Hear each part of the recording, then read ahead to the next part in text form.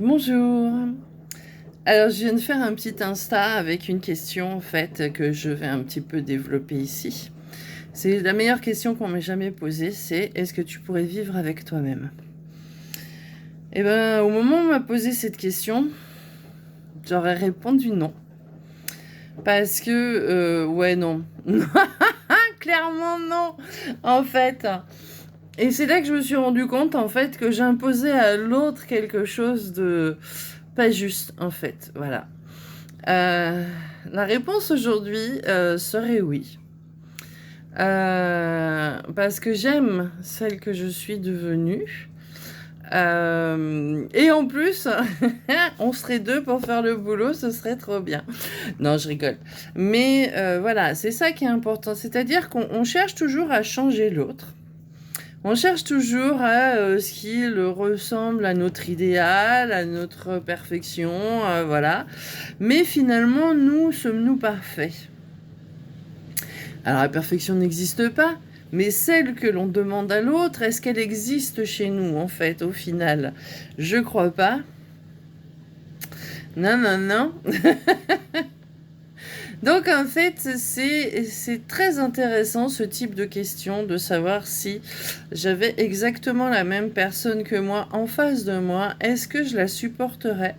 Est-ce que je serais tout le temps d'accord avec elle, en fait? Ou est-ce que il y a des moments où ça tiquerait et et je me dirais à moi-même, non mais t'as pas l'impression d'abuser là, franchement.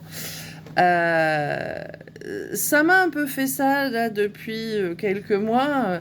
Il y a la Frédéric qui est en crise émotionnelle. Il y avait, pardon, excusez-moi. Il n'y a pas longtemps qu'elle est partie, donc c'est... Ah ouais, manquait peut-être. Non, je crois pas.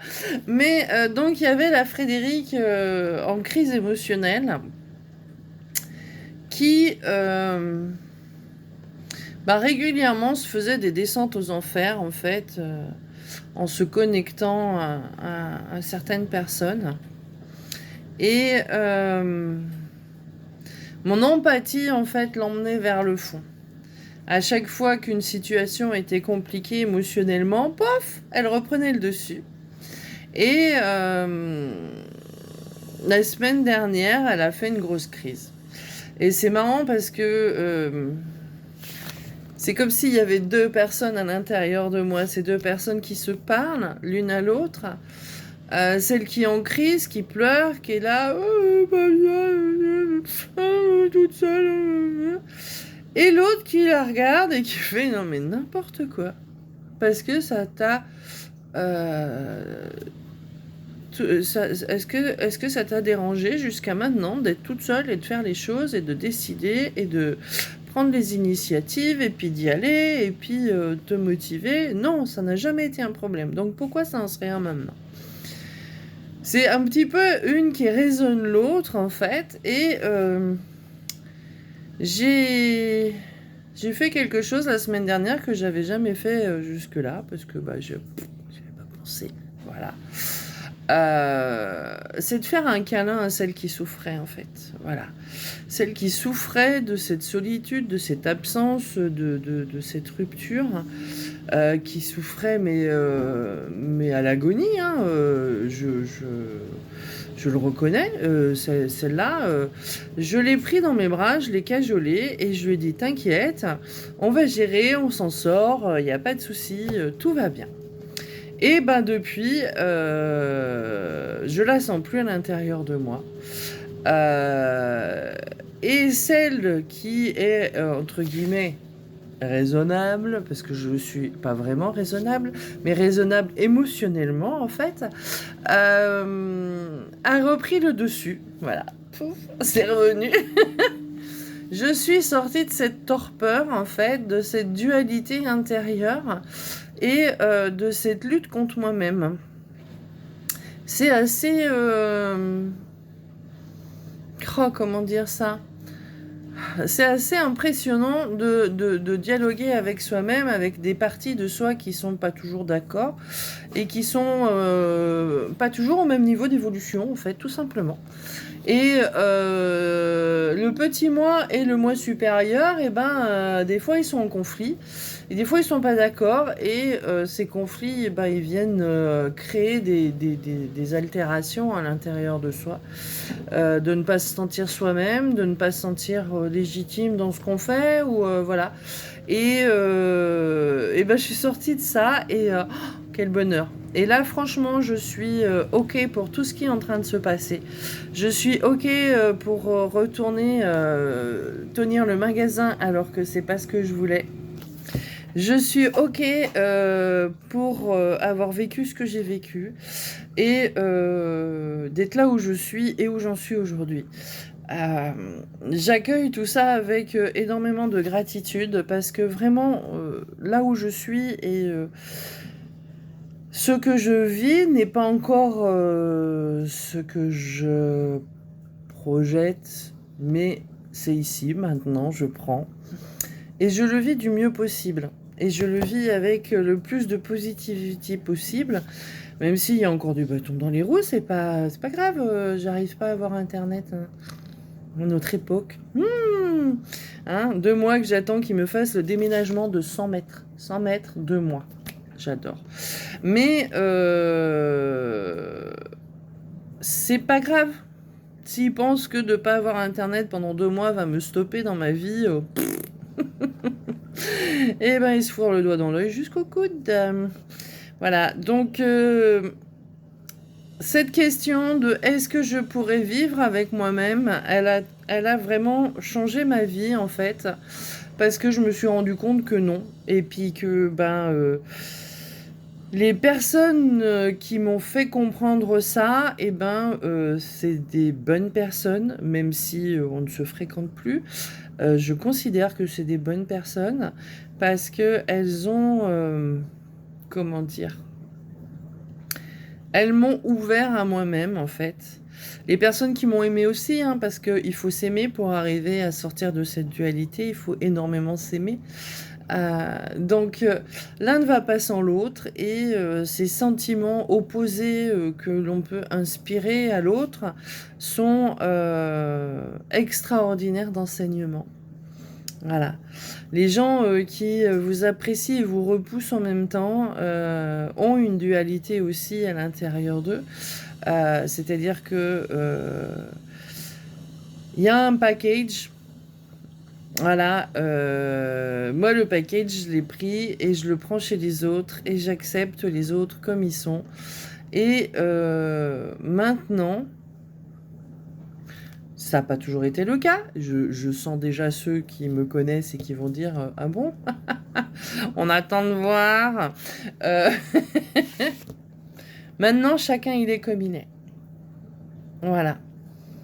Chacun fait comme il veut. Voilà. Et moi aussi. Voilà. C'est ça l'avantage. En fait, respecter l'autre, c'est se respecter soi aussi. C'est-à-dire que qu'est-ce que je veux déjà pour moi? Qu'est-ce que je considère comme le meilleur pour moi? Qu'est-ce que je peux m'offrir à moi avant de l'offrir aux autres, en fait? Ma vie a toujours été tournée vers le bien-être général de tout le monde et puis je m'oubliais. Voilà. Et j'ai appris ces derniers mois à ne pas m'oublier et à m'apprécier et à grandir et à partager ça avec ceux qui, eux-mêmes, ont entamé ce chemin de grandir. Ça fait du bien. Ça fait du bien parce que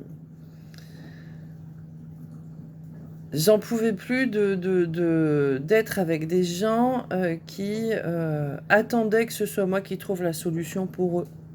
Voilà. La solution, elle est toujours à l'intérieur de vous.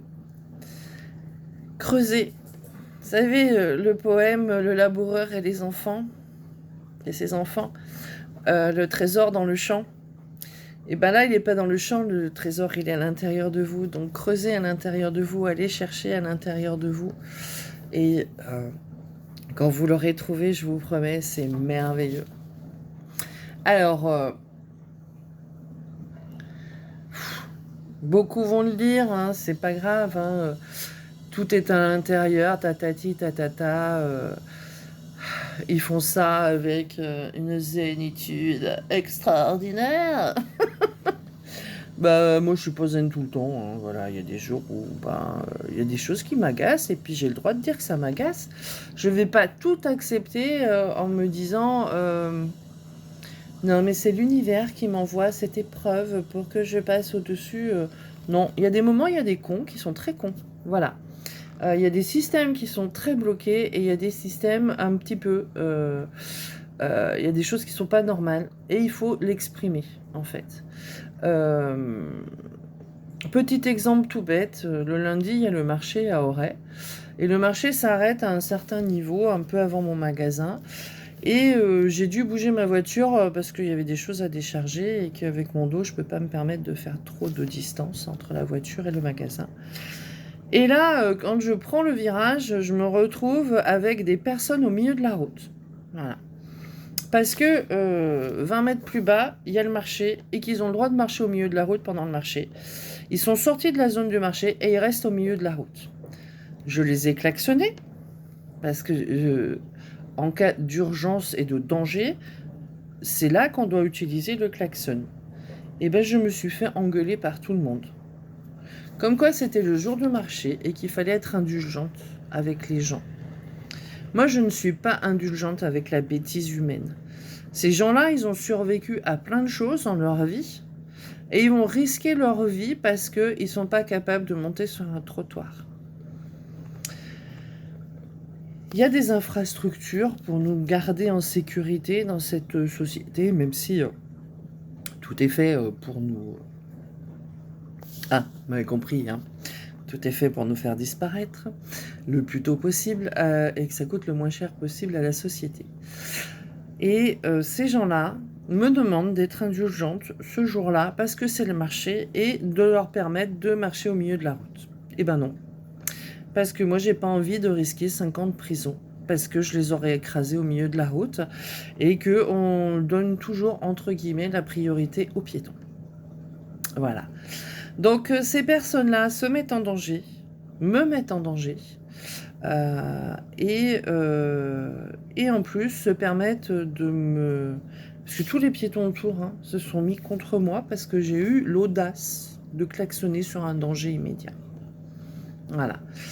Donc, réfléchissez bien à est-ce que vous pourriez vivre avec vous-même, avec ce que vous faites. Si vous aviez ça en permanence en face de vous, est-ce que vous l'accepteriez?